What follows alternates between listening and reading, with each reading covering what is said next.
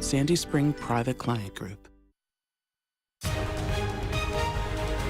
Good morning, America. Breaking overnight, wild standoff. An officer shot at by the suspect. The man accused of shooting 2 police officers and a security guard at a Home Depot in Dallas going on the run, finally captured after a desperate manhunt as those injured fight for their lives this morning. Overnight, President Trump and the French president show off their friendship at a state dinner as the president's pick to head the VA faces a major setback. Accused of creating a hostile work environment, doling out drugs, one senator calls him the candy man. But this morning, President Trump standing by him. Southwest tragedy. The husband of that mother of 2 nearly sucked out of that Southwest plane when the engine exploded, now speaking out for the first time. His message for those who tried to save her. Fake out, the new alert. Are a vast majority of those reviews on Amazon not real? The red flags to look out for before you spend big bucks. Conjunction Junction, what's your function? And celebrating the man who made us sing on Saturday morning. From Conjunction Junction to Three's the Magic Number, the tributes coming in for the creator of those schoolhouse hits. Live in Times Square, this is GMA with Robin Roberts, George Stephanopoulos, and Michael Strahan. Boy, that song brings you back, doesn't it? It really does. Good morning, America. Happy Wednesday. Happy Wednesday it is, but the composer of those hits, Bob Dorough, was 94 years old. His songs educating thousands of kids. Conjunction Junction we have there. One of my favorites, I'm Just a Bill. I love I'm Just a Bill. I'm just a bill. I'm only a bill, and I'm sitting here on Capitol Hill. Exactly. I've been sitting there a long time. Yeah, Saturday mornings. Coming up, we're going to have more on that. But first, let's get right to that news breaking overnight. A suspect accused of shooting 2 police officers and a security guard at a Home Depot in Dallas finally captured after a wild chase overnight. ABC's Marcus Moore is on the scene for us there in Dallas. He has the latest. Good morning, Marcus. Robin, good morning. That violence unfolding at the Home Depot just behind me, and a Dallas police officer said the shooting and the dramatic search that followed was like living a nightmare. Overnight, a massive manhunt for the man who police say shot 2 officers and a Home Depot employee, leading to this harrowing chase through the streets of Dallas. Cops speeding along the interstate, weaving through the streets. White truck, and they're currently shooting at officers. Officers running on foot. At 9 p.m., 5 hours after the police were first called, law enforcement caught up with Armando Juarez on this dead-end street. But it knocked over his basketball goal into one of his trucks, and he got probably within 10 feet of hitting the house. His white pickup truck crashing in a front yard. We got our man. It all began around 4 p.m. when an off-duty police officer detained Juarez at this Home Depot in North Dallas. When more officers responded, Juarez allegedly whipped out a handgun, shooting 2 police officers and an employee before taking off in that truck. This incident almost 2 years to the day for the July 7th ambush, which killed 5 Dallas police officers. I am continued to be upset at the lack of respect of our police in this city and in our country. And now is the moment that we can lift them up. And I ask you to do this. Those officers who were critically injured underwent surgery overnight. And this morning, the police chief is asking people to pray for the officers and their families. Robin. And the security guard as well. All right, Marcus, thanks so much. Thank you, Robin. We're going to go to Washington now, where President Trump's embattled pick to head the VA. White House Dr. Ronnie Jackson now facing tough questions on Capitol Hill over allegations of professional misconduct. Our senior congressional correspondent Mary Bruce on the story. And Mary, President Trump gave Jackson his full backing last night after appearing to waver earlier in the day. Yeah, George, initially the president seemed to admit that Jackson was in some real trouble here. But then after a face-to-face meeting between the president and Jackson in the Oval Office, now the White House this morning is digging in. They say they've reviewed Jackson's record and are giving him a clean bill of health. This morning, the White House is fighting back, defending the president's embattled pick to lead the VA. Well, I haven't heard of the particular allegations, but I will tell you he's one of the finest people that I have met. A senior White House official insists the allegations of professional misconduct are pure politics, saying Dr. Ronnie Jackson is being railroaded and that his record as a White House physician is impeccable. Jackson's confirmation hearing is now on hold as the Senate reviews allegations he created a hostile work environment, possibly drank while on duty, and improperly dispensed medication as the White House physician, specifically the sleep aid Ambien, though no evidence has been presented. In the process, Jackson allegedly earned this nickname. It was the candy man because he handed out prescription drugs like they were candy. The president initially seemed to nudge Jackson to bow out. I wouldn't do it. What does he need it for? To be abused by a bunch of politicians that aren't thinking nicely about our country? I really don't think personally he should do it. Jackson won't comment on the allegations. Admiral, is there any truth to these allegations? Will you withdraw your nomination? But he insists he's eager to answer lawmakers' questions. I'm looking forward to rescheduling the hearing and getting the process moving. Now, the president says what comes next, whether Jackson decides to stay or go, is entirely up to him. But sources tell us this morning that Jackson has no intention of withdrawing his nomination. George. He is going to face a gauntlet. Meantime, Mary, there was a special House election in Arizona yesterday. Republicans held on to the seat, but it is setting off some alarm bells for the GOP. Yeah, this was a little too close to comfort for many Republicans. Look, they eked out a win here, but only by roughly 5 points. And this is a district that President Trump carried by more than 20 points. It sends a very clear message to Republicans that even red districts in red states could be up for grabs. Big midterms coming up. Mary Bruce, thanks very much. Robin? All right, George, going to stay in Washington because overnight President Trump and the First Lady hosting the French president and his wife at a lavish White House state dinner. The stakes very high, huge issues on the table, including the fate of the Iran nuclear deal. Our chief White House correspondent, John Carl, has the latest on that. Good morning, John. Good morning, Robin. The president had lots of warm words for the French president and a stark new warning for Iran. Showcasing their friendship for the world to see with air kisses, an over-the-top handshake, and lots of hugs, President Trump and French President Macron were so comfortable together that this happened. But we do have a very special relationship. In fact, I'll get that little piece of Vandra for. Overnight, the Trumps hosted their first state dinner. Among the guests, some Olympic gold, plus conservative stalwarts like Henry Kissinger and Rupert Murdoch. But also Apple CEO Tim Cook, who brought along President Obama's director of the Environmental Protection Agency, a big Trump critic. Among the pageantry, ceremony, and open displays of friendship with the French president, President Trump offered a stern warning to Iran. If they restart their nuclear program, they will have bigger problems than they have ever had before. French President Macron is in Washington with a specific mission, leveraging his personal bond with the president to convince him not to break the Iran nuclear deal negotiated by President Obama.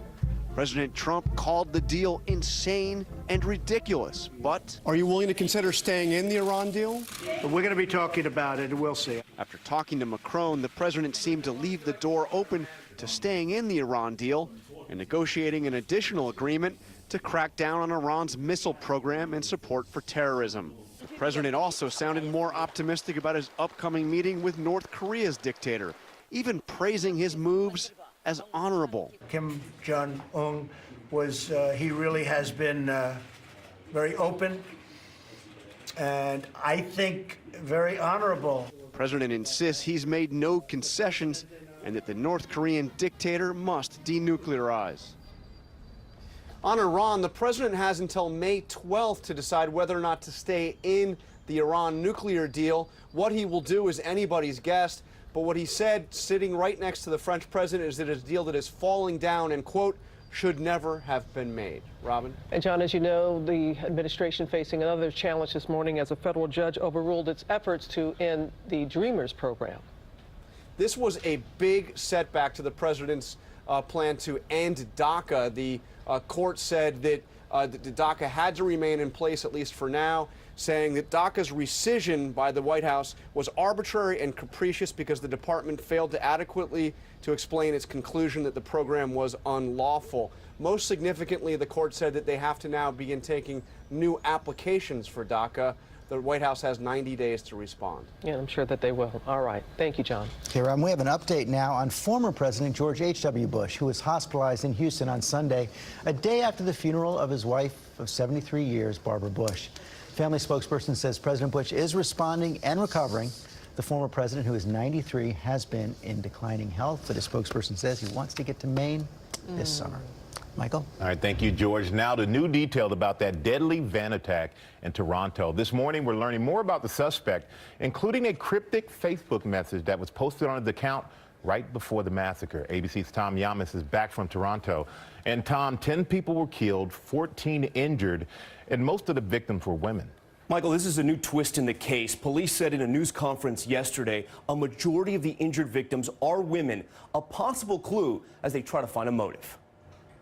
This morning, new stories of people trying to save lives during the Toronto van attack. I chased him down. I wanted to get his license plate number. I started honking my horn, nonstop, continuously rolled down my window, started shouting, calling police, call police. We're also learning more about the alleged driver, 25-year-old Alec Manassian. Police say he killed 10 and injured 14 others as he zigzagged from the street onto the sidewalk, hunting his targets. His father leaving court yesterday, weeping after his son was charged. You were crying in court, sir. Can you at least tell us what you're feeling right now, please? Watch your back. Manassian said to have taken to social media just before the attack. The accused is alleged to have posted a cryptic message on Facebook minutes before he began driving the rented van. That message, including these words, "All hail Supreme Gentleman Elliot Rodger." In 2014, Rodger murdered 6 people in a killing spree near the campus of UC Santa Barbara. Before the attack, Rodger recorded a video saying he wanted to punish women for rejecting him. Can you at least say if the suspect was frustrated with his relationships with women? Again, because that's part of the evidence, that's going to be part of our investigation. Police say the injured victims were predominantly women, ranging from their 20s to their 80s. Police hope to get answers from Manassian, taken into custody alive, thanks to traffic officer Constable Kenny Lamb. Watch as Manassian, unarmed, threatens he has a gun. But Constable Lamb, a 12-year veteran, takes him down without using lethal force. So you spoke to Officer Lamb. Yeah. Why didn't he fire his weapon? Because he was reading all the cues and looking what was going on. And like I said, if he would have seen an immediate threat where there was imminent death or grievous bodily harm, he would have used this firearm. Police say it was both remarkable restraint and remarkable training. We had a chance to speak with one of the alleged killer's high school classmates yesterday, who tells ABC News as a teenager, Manassian had a nervous twitch, had problems making eye contact, and was bullied. But this former friend says no one he's spoken to thought Manassian was capable of doing something like this. Michael? I think we all still sit here and shake our heads at how something like this happens. And how was it when you left Toronto? Because I know when you got there, you were saying it was just such shock because that just doesn't happen there. You know, we see it so much on the news here in America, and it's happened in so many cities. Over there in Canada, this kind of stuff has not happened. So it really rocked them to their core. They have finally started opening sections of that major interstate where this happened, but people were walking around yesterday. We saw them walking down the street with flowers, setting up makeshift memorials along the way of the attack. Oh my. All right, Tom. Thank you. There are also new developments in that Tennessee Waffle House shooting. We're learning more about the suspect in that and also hearing the 911 calls that led to his capture. ABC's Ariel Reshef is here with more. Good morning, Ariel. Good morning to you, Robin. A 911 call leading police directly to that suspect less than a mile from the crime scene. But it's when investigators went inside his home, they say they found something much more disturbing. This morning, the call that put an end to a nearly 36-hour manhunt for this suspected killer. And he's in behind the elementary school, headed towards the TVA lines in the woods. From a distance, it looks like this guy. He's got mud all over him. An alert electric worker spotting a suspicious man behind the apartment complex where 29-year-old Travis Reinking lived. I'd get somebody over here. This is right where he lived. The suspect y'all are looking for. That tip leading to a takedown. Reinking now waking up in a maximum security jail under medical observation, charged with 4 counts of murder from Sunday's Waffle House massacre. Does he seem remorseful in any way? I haven't heard that word. Chilling new details emerging from inside Reinking's apartment. A search warrant indicating the man authorities thought they had disarmed last year allegedly had an alarming stockpile. More than 1,000 rounds of ammunition, 1 Remington rifle, 2 scopes, a laptop, and several hard drives. The investigation widening as a community mourns 4 victims and hails James Shaw Jr. a hero, honoring him in the Tennessee State House for tackling the gunman and stopping the bloodshed. I do once again apologize to the people that lost loved ones, friends or family. I'm a genuine person. I didn't actually do it to save people. I did it just to save my life. And me saving lives, I saved other lives. He is so genuine, such a humble hero. After talking to him, Shaw says that he has visited some of those victims that are still in the hospital, 2 of them in stable condition. As for the suspect, his $2 million bond has been revoked. He is expected in court later today. Just unbelievable he got those guns back. It is. We're still trying to get to the bottom of that. Okay, Ariel, thanks very much. We're going to get the latest now in the trial of Bill Cosby. Jury set to start deliberating this morning after intense closing arguments witnessed by Cosby's wife, Camille, in her first appearance of the trial. ABC's Lindsay Davis has been covering the trial from the start. She joins us now from the courthouse in Norristown, Pennsylvania. Good morning, Lindsay. Good morning to you, George. More than 6 hours of fiery closing arguments yesterday, but perhaps the most striking image came before court was even in session. Bill Cosby's wife of now more than 54 years, Camille Cosby, right at his side, making her first appearance at this retrial. Now, Cosby's defense team called his accuser, Andrea Constant, a pathological liar, alleging the comedian's accusers all fabricated their stories for money, fame, or attention. But in its 4-hour closing, the prosecution accused the defense of shaming and humiliating the victims, calling Cosby a con man. Now, one really interesting defense strategy I want to point out to you, George, the defense, they actually brought up the Me Too movement first, essentially saying that Bill Cosby is an innocent man who was just caught up in the emotion and anger of essentially a mob mentality, George. Okay, Lindsay Davis, thanks very much. Michael? Going to go now to that breaking news overnight. Rapper Meek Mill released from prison after that controversial sentence. ABC's TJ Holmes is here with the latest. Good morning. Hey, a lot of our viewers might not know the name Meek Mill. I assure you your teenage kids do, so you certainly don't understand why everyone from Jay-Z to Kevin Hart to Robert Kraft, the owner of the Patriots, lobbied for his release. This young man has been on probation the past 10 years of his life after an arrest and conviction back when he was 18 years old on a drug and gun charge. Well, he was arrested last year after popping a wheelie on a dirt bike. You heard me correctly. That ended up back in court. He was shooting a music video, popped a wheelie on a dirt bike, puts him back in court. Prosecutors recommended no jail time. The judge gave him 2 to 4 years.